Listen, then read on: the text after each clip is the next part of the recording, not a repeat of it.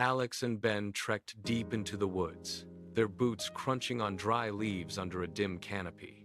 They were miles from help, lost in conversation, when the forest suddenly went dead silent. The birds stopped mid-song. A low, guttural growl vibrated through the air as a massive brown bear pushed through the thicket. The beast towered over them, letting out a wet snort. Alex bolted instantly, scrambling up a nearby oak tree. Alex reached the highest limb. Ben stood alone on the trail, watching the bear drop to all fours and charge directly at him. Ben threw himself face down into the dirt, pressing his chest against the cold earth. The bear loomed over him, its heavy, musky scent filling his nostrils.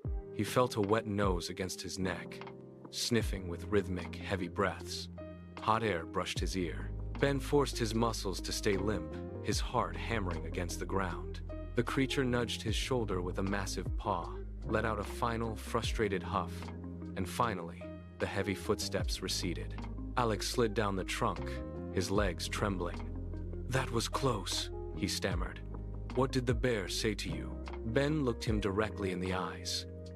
"He told me," Ben said coldly, "never travel with a friend who abandons you."